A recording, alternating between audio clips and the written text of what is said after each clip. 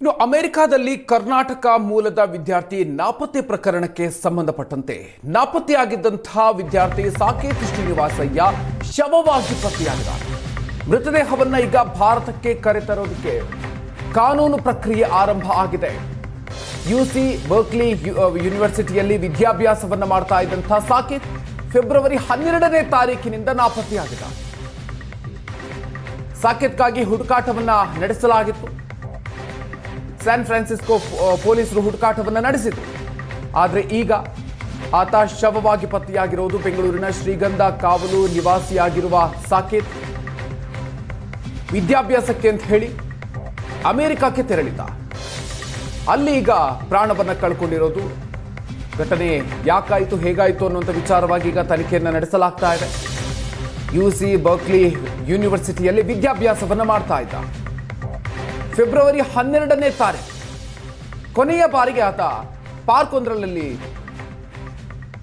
ಕಾಣಿಸಿಕೊಂಡಿದ್ದ. ಅದಾದ ನಂತರ ಆತ ನಾಪತ್ತೆಯಾಗಿರೋದು. ಹೀಗಾಗಿ ಆತನಿಗಾಗಿ ಹುಡುಕಾಟವನ್ನು ನಡೆಸಲಾಗ್ತಾ ಇತ್ತು. ಆದರೆ ಈಗ ಆತ ಶವವಾಗಿ ಪತ್ತೆಯಾಗಿದ್ದಾನೆ. ಹೆಚ್ಚಿನ ಡೀಟೇಲ್ಸ್ ನೀಡ್ತಾರೆ ನಮ್ಮ ಪ್ರತಿನಿಧಿ ಮುತ್ತಪ್ಪ. ಇದೀಗ ನಮ್ಮ ಜೊತೆಗೆ ದೂರವಾಣಿ ಸಂಪರ್ಕದಲ್ಲಿದ್ದಾರೆ. ಮುತ್ತಪ್ಪ, ನಾಪತ್ತೆಯಾಗಿದ್ದಂಥ ವಿದ್ಯಾರ್ಥಿ ಸಾಕೇತ್ ಶ್ರೀನಿವಾಸಯ್ಯ ಮೃತಪಟ್ಟಿರೋದೀಗ ಕನ್ಫರ್ಮ್ ಆಗ್ತಾ ಇದೆ. ಯಾವ ರೀತಿಯಾಗಿ ಘಟನೆ ಆಯಿತು ಅನ್ನೋ ಬಗ್ಗೆ ಏನಾದರೂ ಡೀಟೇಲ್ಸ್ ಸಿಗ್ತಾ ಇದೆ? ಜೊತೆಗೆ ಶವವನ್ನು ತರುವ ವಿಚಾರಕ್ಕೆ ಸಂಬಂಧಪಟ್ಟಂತೆ ಏನೆಲ್ಲ ಡೆವಲಪ್ಮೆಂಟ್ ಆಗಿದೆ?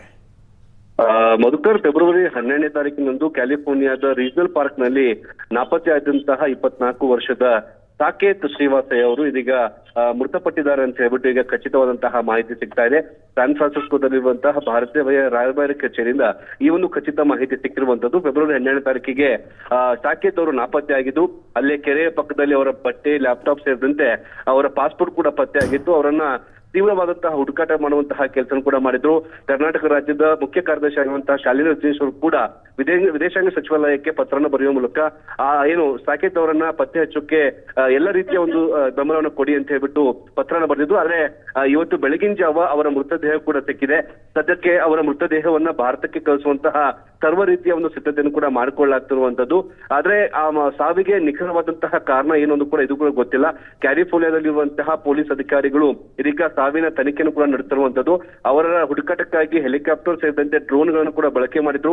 ಅದಾದ ನಂತರದಲ್ಲಿ ಅವರ ಮೃತದೇಹ ಸಿಗದಿರುವಂತಹ ಕಾರಣಕ್ಕಾಗಿ ನಂತರ ಈ ಏನು ಕೆರೆಯ ಒಳಭಾಗದಲ್ಲಿರುವಂತಹ ಪ್ರದೇಶವನ್ನ ಶೋಧ ಮಾಡಿದಂತಹ ಸಂದರ್ಭದಲ್ಲಿ ಅವರ ಮೃತದೇಹ ಕೂಡ ಪತ್ತೆಯಾಗಿದೆ.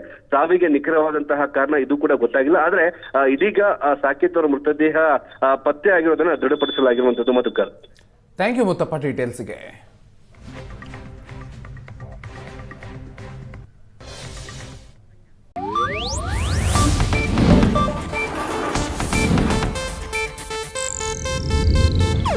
ಇದು ಏಷ್ಯಾನೆಟ್ ನ್ಯೂಸ್ ನೆಟ್ವರ್ಕ್ ಪ್ರಸ್ತುತಿ.